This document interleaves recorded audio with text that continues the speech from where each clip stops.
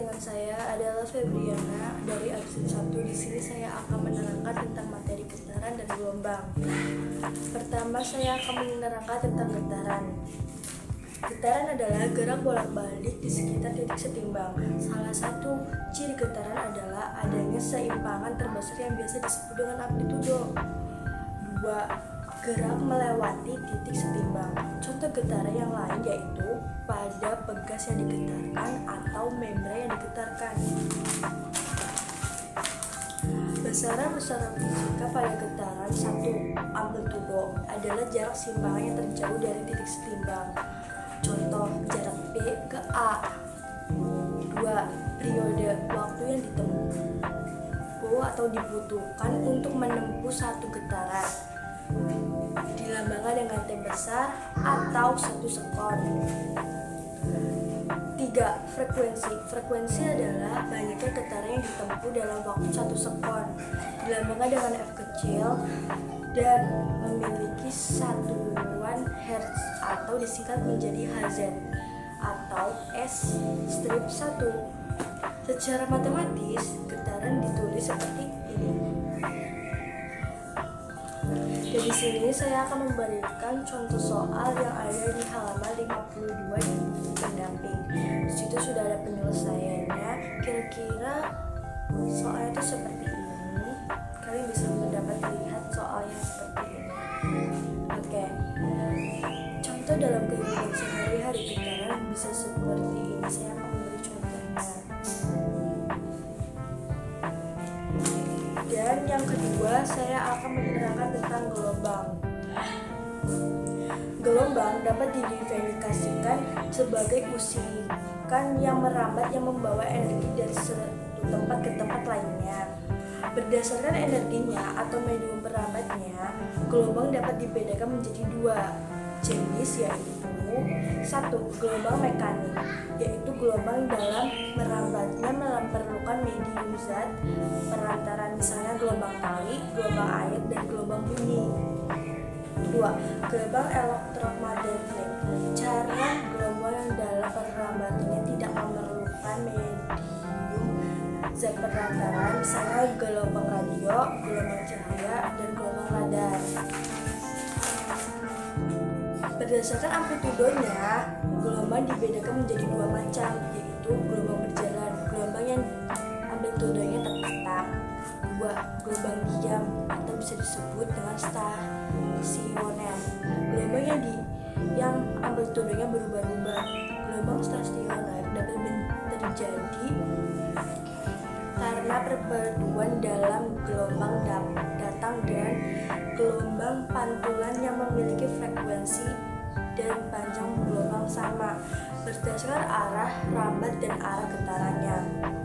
Gelombang dapat dibedakan menjadi 2, yaitu gelombang traversal dan gelombang longitudinal.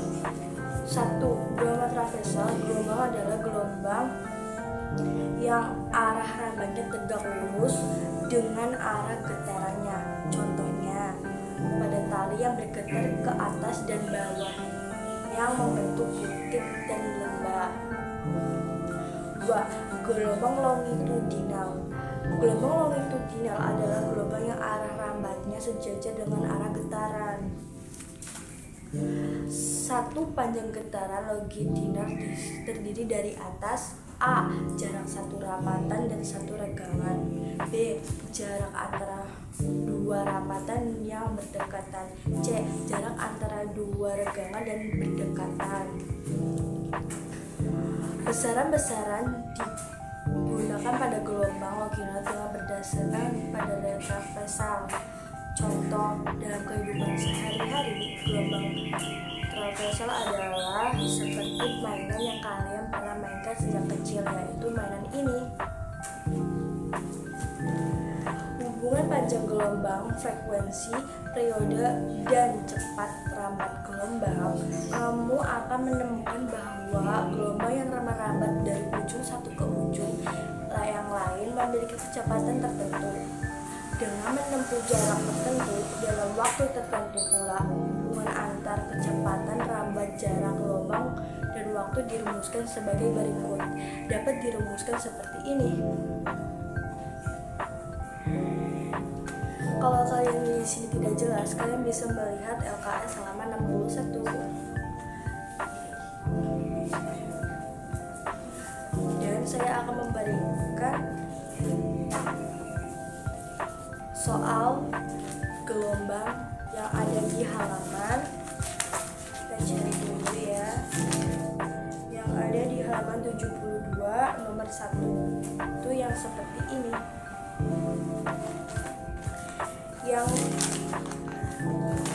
Yang terakhir ada gelombang bunyi. Gelombang bunyi merupakan gelombang longitudinal yang merambat energi gelombang di udara sampai terdengar oleh reseptor pendengar. Berdasarkan frekuensinya, bunyi dapat dibedakan menjadi 3 jenis, yaitu 1. Infrasonik, frekuensi kurang dari 20 Hz, dapat didengar oleh binatang seperti jangkrik dan anjing. 2. Audisonik, frekuensinya 20 Hz atau 20.000 Hz, dapat didengar oleh manusia. Yang 3. Ultrasonik, frekuensinya lebih dari 20.000 Hz, dapat didengar binatang seperti kelelawar dan lumba-lumba. Karena bunyi merupakan gelombang maka sifat bunyi dapat sama dengan gelombang pada umumnya.